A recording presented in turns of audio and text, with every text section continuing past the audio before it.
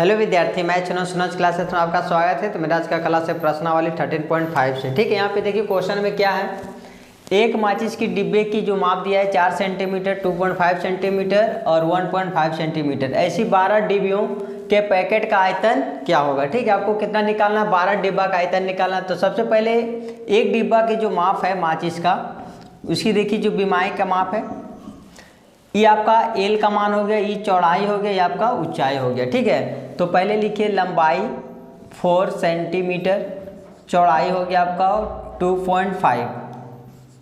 2.5 centimetre और ऊंचाई का जो मान है आपका 1.5 सेंटीमीटर।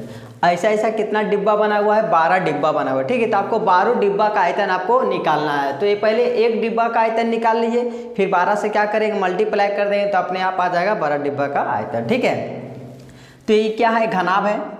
माचिस कैसा लगता है, घनाभ ने लिखिए घनाभ। ठीक है, माचिस यहाँ पे देखिए माचिस की डिब्बा है, तो माचिस का डिब्बा कुछ घनाभ के आकृति जैसा दिखता है। तो लिखिए घनाभ का आयतन इक्वल टू क्या होता है, एल गुना वी गुना एच। यहाँ पे लिखिए एक है न, एक घनाभ का आयतन इक्वल टू एल गुना वी गुना एच। यहाँ लेंथ कितना हो गया 4, ब्रेथ कितना हो गया 2.5 और हाइट हो गया 1.5। अब यहाँ पे पॉइंट उड़ा करके 1 0, यहाँ भी पॉइंट उड़ा करके 1 0। अब 5 का टेबल से काट दिए, 5 तिया 15, ये 5 दूनी का 10, फिर 5 दूनी का 10, 5 25। अब यहाँ पे 2 2 4 और यहाँ भी 4 खत्म, तो कितना हो गया, ये 15 हो गया सेंटीमीटर, ये क्यू हो गया। ठीक है, अब आपको निकालना है कितना, यहाँ पे एक का निकालना है और आपको एक दिया है और 12 डिब्बा का आपको निकालना है आयतन। तो यहाँ लिखिए 12 घनाभ का आयतन। तो एक का कितना है 15 है, 12 से आप मल्टीप्लाई कर दिए तो कितना हो गया 12 25 60 का 0, हाथ में कितना 6 और 12 एकम 12, 12 6 कितना हो गया 18 सेंटीमीटर क्यूब आंसर हो गया। यानी कि आपको 12 डिब्बों का आयतन कितना निकल गया 180 सेंटीमीटर क्यूब आपका आ गया। ठीक है, अब आपको निकालना देखिए क्वेश्चन नंबर आप सेकेंड का देखिए, आप लोग इसको स्क्रीनशॉट कर लीजिए। तो उसके बाद यहाँ पे देखिए विद्यार्थी क्वेश्चन नंबर 2 में एक घनाभाकार पानी की टंकी 6 मीटर लंबाई है, 5 मीटर चौड़ी है और 4.5 मीटर गहरी है। ठीक है, इसमें कितना लीटर पानी अट सकता है, पहले इसको आप डायग्राम से समझिए। ये क्या है, एक घनाभाकार आपका एक टंकी है और इसकी जो बीमाई दिया हुआ है, लंबाई दिया है वो 6 मीटर है। यहाँ से लेके यहाँ तक लंबाई जो है 6 मीटर है, सॉरी यहाँ पे 6 मीटर क्या दिया आपका लंबाई। ये जो ब्रेथ जो दिया है चौड़ाई, इसका जो मान दिया आपका ब्रेथ इक्वल टू 5 मीटर और ये आपका ऊंचाई है h बराबर जो दिया हुआ है 4.5 मीटर गहरी है। ठीक है, गहराई को हम ऊंचाई कह सकते हैं। इसमें कितना लीटर पानी अट सकता है, तो पहले इसको आप निकाल लीजिए, इसके अंदर कैपेसिटी कितना है। ठीक है, इसके अंदर का कैपेसिटी कितना, कोई चीज़ रखने के लिए अगर आप पानी रखना है तो पानी आप लीटर में ले लीजिएगा, कितना लीटर पानी अट सकता है। तो पहले कैपेसिटी निकाल लीजिए इस घनाभ का, इसके अंदर का कैपेसिटी है कितना। तो ये क्या है, घनाभ है, तो कैपेसिटी निकालने के लिए काची का यूज किया जाता है, फार्मूला का, मतलब आयतन का। तो निकालिए घनाभ का आयतन, घनाभ का आयतन फार्मूला जो होता है एल गुना वी गुना और एच। इसका लंबाई दिया हुआ 6, ब्रेथ दिया हुआ 5 और हाइट दिया है 4.5, पॉइंट उड़ा करके 10, 5 का टेबल में 2 बार में और 2 का टेबल में कितना बार में 3 बार में।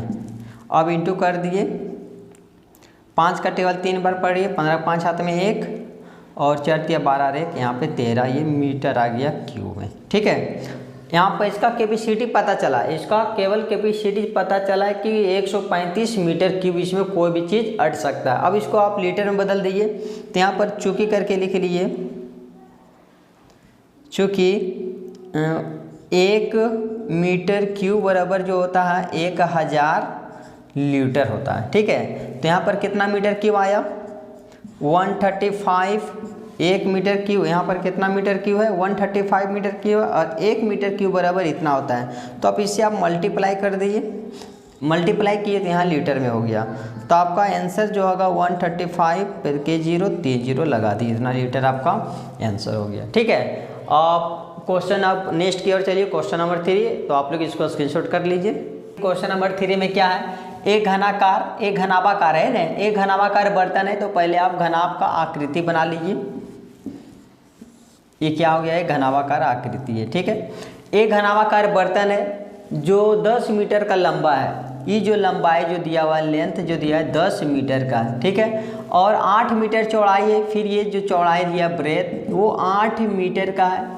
इसको कितना ऊंचा, इसको आप कितना ऊंचा तक बना सकते हैं ताकि इसका जो कैपेसिटी होना चाहिए 380 मीटर है ना, द्रव आ सके। मतलब यही कैपेसिटी इसके अंदर, मतलब कोई भी चीज़ रखना है ना, तो ये 380 मीटर क्यूब द्रव रखना चाहता है। तो इसको कैपेसिटी जो दिया हुआ है 380 मीटर दिया है। ठीक है, तो इसको कितना ऊंचा तक आप बना सकते हैं। तो यहाँ पे देखिए, ये जो आपका आयतन दे दिया है, द्रव आ सके ना, इसका कैपेसिटी दे दिया है। और कैपेसिटी किससे निकलता है, आयतन से ही निकलता है। तो आप लिख लिए आयतन, घनाभ का आयतन इक्वल टू क्या दिया है, 380 मीटर क्यूब द्रव बटेगा है ना इसके अंदर में। तो घनाभ का जो आयतन होता है L गुना V गुना और H इक्वल टू 380। अब लेंथ कितना दिया हुआ है, लेंथ दिया हुआ 10, ब्रेथ दिया हुआ 8 और हाइट जो दिया हुआ था इसको कितना ऊंचा बनाया जाए ना, ये छोड़ दिए 380। अब 1 से 1 0 काटिए। अब 2 का टेबल में 4 बार में 2 एकम 2, 1 आ गया 2 9 का 18, ये खत्म। अब H इक्वल टू 19 बाई में कितना आ गया 4।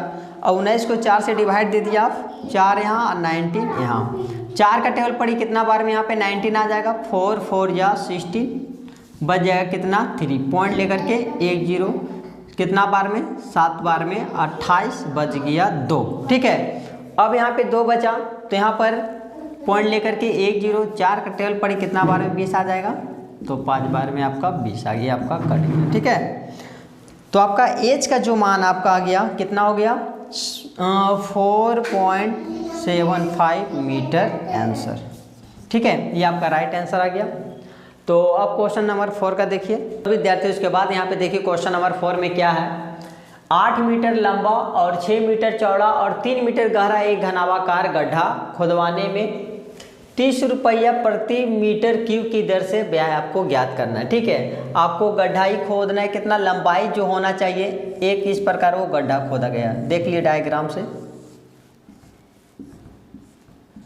इसकी लंबाई होना चाहिए 8 मीटर का, लंबाई कितना होना चाहिए 8 मीटर का, और चौड़ाई जो होना चाहिए, ये ब्रेथ चौड़ाई जो होना चाहिए वो 6 मीटर का होना चाहिए। और मतलब गहराई मतलब एच ऊंचाई कितना तक खोदा गया, वो 3 मीटर ऊंचाई तक इसको खोदा गया है।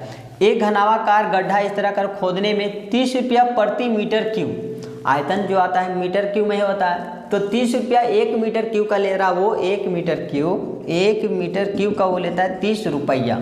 ठीक है, तो आप इसको पता मतलब इसको पहले पता कीजिए आप इसका कैपेसिटी कितना है टोटल गड्ढा का। ठीक है, तो उससे क्या करेंगे हम 30 से इंटू कर देंगे, आपका व्यय निकल जाएगा। ठीक है, तो इसका कैपेसिटी निकालना है तो आयतन निकाल लीजिए। ठीक है, तो लिखिए घनाभ का आयतन इक्वल टू L गुना V गुना और H। इसमें लंबाई कितना दिया है 8, चौड़ाई दिया है 6 और ऊंचाई दिया है 3।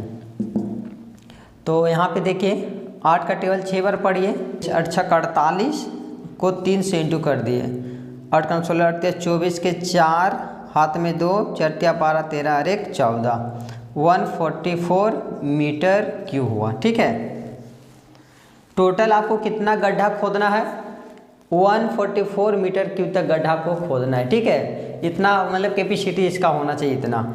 इसमें बोलता है 1 मीटर क्यूब का वो कितना ले रहा 30 रुपया ले रहा, तो यहाँ पर लिखिए चूँकि 1 मीटर क्यूब का व्यय इक्वल टू कितना ले रहा वो 30 रुपया, इसीलिए टोटल कितना मीटर क्यूब है आपका 144 मीटर क्यूब का व्यय इक्वल टू 30 और गुना कितना 144, ये आपका रुपया में बदल गया। ठीक है, तो यहाँ पे क्या कीजिए, पहले एक जीरो बैठा दीजिए आप, 3 का टेबल 4 बार पढ़िए, 4 × 12 के 2 हाथ में 1, 4 × 12, 13 के 3 हाथ में 1, 3 एकम 3 और 1 4, यानी कि 4320 रुपया वो लेगा, इतना गड्ढा वो खोदेगा। तो ठीक है, उसके बाद का अगला वीडियो देखने के लिए मेरे चैनल को लाइक सब्सक्राइब दूसरों को शेयर करें। Thank you.